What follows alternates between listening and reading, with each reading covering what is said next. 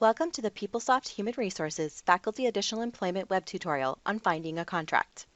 This training is produced by IT Training and Support and will take approximately 3 minutes to complete.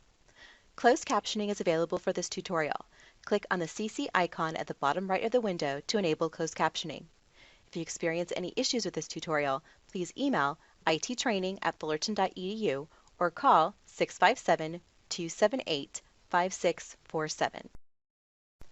To find an existing Faculty Additional Employment contract, first select Human Resources on Titan Online.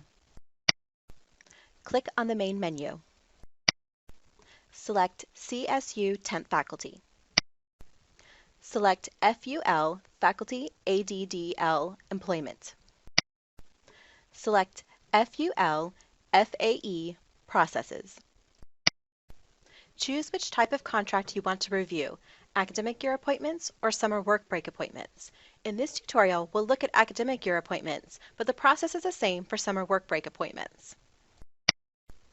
Click on Find an Existing Value to locate an existing contract. You'll want to enter at least 2 search criteria to narrow down your results. One criterion should be the EMPL ID of the faculty member. You can either type in their campus-wide ID or click on the lookup icon to search for them by name.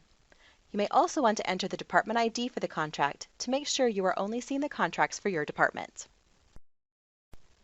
Once you have entered your criteria, click Search. The contract will open and you can now make your edits to the contract. Once you have finished your changes, click Save at the bottom of the screen. Once the contract is complete, contact your college or program approver to notify them that the contract is ready for approval. If you have multiple Faculty Additional Employment contracts that need approval, you may want to wait until all are ready for approval before notifying your approver. For most colleges and programs, you'll be following the same procedures that you do for part-time faculty, graduate assistant, and teaching associate contracts. Contact your college or program approver if you have any questions about these procedures.